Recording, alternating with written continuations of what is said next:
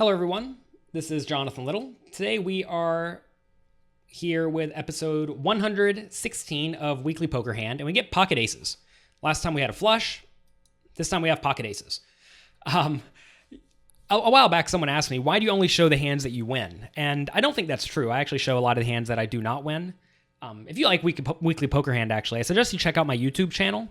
You can just Google Jonathan Little YouTube. I'm sure it'll come right up. And there, I also post hands that go up on Poker News. So it's almost like a few bonus hands for Weekly Poker Hand, if you want to call it that. It's very similar. And someone there actually posted, why do you only post hands you lose? So it's kind of funny that we'd see just a variance in the hands that I pick randomly, because I do post hands I lose and hands I win. But here we have some good ones. We had a flush last week. Here we have pocket aces. I don't know if we're going to win or not, but pocket aces are good.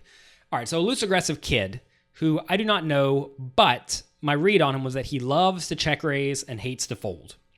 So knowing that, when I get pocket aces, I'm definitely going to re-raise here because I want to give him the opportunity to either 4-bet pre-flop or make some ridiculous play after the flop. So I'm going to make it about 3,000. He makes it 1,200 at 250, 500 with a 75 ante out of his 50,000 stack. I make it 3,000. I could make it a little bit bigger here. In today's game, I would probably make it closer to 3,300 or 3,500. But 3,000 is fine. And that's the reason I'm making it slightly larger is because of the deep stacks.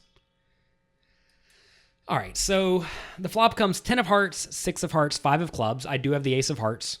And the loose aggressive kid checks. So we have to treat our hand as if it is effectively the nuts in this scenario. So I do want to bet. I think if we bet something like 3,500, that's going to keep our opponent in with a somewhat wide range. If we bet much larger, if we start to bet much larger, I think we're going to induce some folds, and we really do not want to be inducing folds. So I like a bet of about 3,500. Let's see what I do. I do bet 4,000, which I think is fine. And my opponent now check raises to 10,650, leaving himself 46,000 behind. I'm sorry, 36,000 behind after he puts in this amount. So now the question is, should I call or should I re-raise? So if I call, the pot's going to go up to 27K, and our opponent's going to have 35K left in his stack. So it'll be pretty easy to get stacks in by the river. However, if I know my opponent likes to make this play of check raising wide on the flop, and he knows that I know he likes to check raise on the flop, so we're playing this leveling game here, then I can get away with making sporadic bluffs here from time to time by re-raising small. That being said, I do think in this spot I would much prefer to just call, and the reason for that is because I have the ace of hearts. If I did not have the ace of hearts, I think I would be happy enough playing a gigantic pot here with only the pocket aces versus this player. But with the ace of hearts, I think we want to call and keep our opponent in with this whole range. Whereas if I did not have the ace of hearts, perhaps I could re-raise or shove and make my opponent fold out some hands that have a pretty good amount of equity.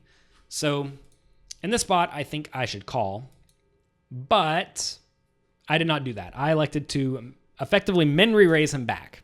So in order for me to do this, I must have just had an absolutely ridiculous dynamic with this player to where we are constantly jockeying back and forth in these small and medium-sized pots.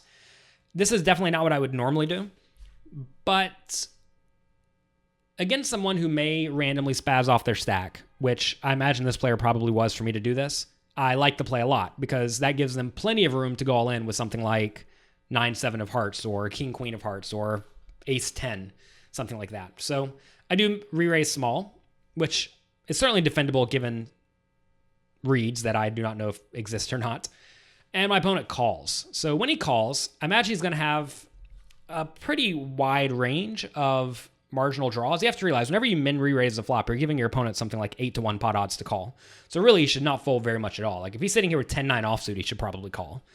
And that's just because I gave him the right price. So in exchange for giving him the right price to call with everything, I also opened the door for him to make some sort of gigantic blunder. Unfortunately, he didn't because he just called. So now the pot is 42K. We have 30K left. The turn is the 3 of hearts, which is a pretty safe card. Remember, I have the ace of hearts in my hand, so I don't really care about flushes. And my opponent checks. And at this point, I have to decide if I want to bet small, if I want to go all in, or if I want to check. I think if I check here, it may give my opponent the opportunity to go all in on the river as a bluff, which would be fantastic. And notice there are no scary rivers for me. I mean, the worst rivers in the deck are 10s and 6s and 5s, I think. But even then, it's not like those are horrible. So this is a pretty sweet spot to check. Whenever you can easily get your stack in with just one bet on the river, I definitely do not mind checking. If the pot was smaller, say the pot was 18K and we had 30K behind, then I would definitely like betting, because then in order to get our whole stacks in by the river, we would have to make a big overshove, and I don't really want to make a big overshove with only one pair. All right, so anyway, it does go check here, and I like that, mainly just because of the size of the pot. River's a 6 pairing the board. Not really ideal, but it is okay. And my opponent checks. So again, the pot's 42K.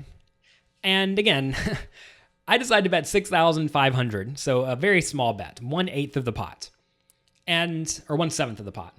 For me to do this, I just must have thought my opponent was absolutely crazy and very capable of running an insane bluff. And whenever your opponents are capable of running insane bluffs, you always want to give them all of the room possible to make that insane bluff. Also, if my opponent does have something like pocket 9s, maybe he'll decide to call this tiny bet where he may fold to a bigger bet. So all in all, I like this play. I think this is fine. It's it's completely unconventional. And if you've been watching the other 115 episodes of Weekly Poker Hand, you'll know I don't do this very often at all. But there are times for it. And the times are few and far between, but when they come up, I do think they are somewhat important. It's important to make these plays when these situations come up. I mean, that's really the hard thing about poker is you need to have a very, very big toolbox of plays, and you need to pick the correct tool for the correct situation. So imagine there are 10,000 spots in poker. This exact scenario maybe comes up 3 times out of the 10,000. But, if you play enough poker, you will find these spots, and knowing how to attack these loose, aggressive kids who are very capable of bluffing is important. So anyway, I bet 6,500, and I wish my opponent went all in because I would have called, but he just folded. So notice that when he check raised the flop, he did have very little equity, most likely. And by re-raising small, we at least keep him in. However, at the same time, if I just call his flop check raise, maybe he bets the turn and then bets the river, in which case we could have stacked him. So sometimes when you get out of line and get a little bit fancy, you get yourself in trouble. So that's going to be it for this week. Thank you very much for being here. If you have any questions, please send them to me on Twitter at Jonathan Little. I'm happy to always answer them there.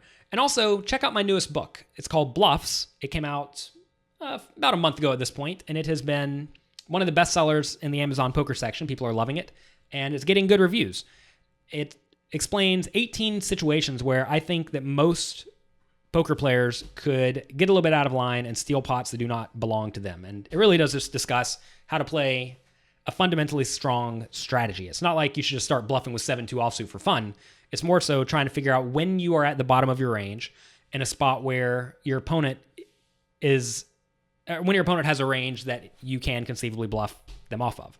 So anyway, check it out, jonathanlittlepoker.com/bluffs. And if you have never signed up for Audible, you can get the audio version. You can actually get the 2 of my audiobooks completely for free. Full details for that can be found at jonathanlittlepoker.com/free. So that's going to be it for this week. Thanks again for watching. I will be back next time.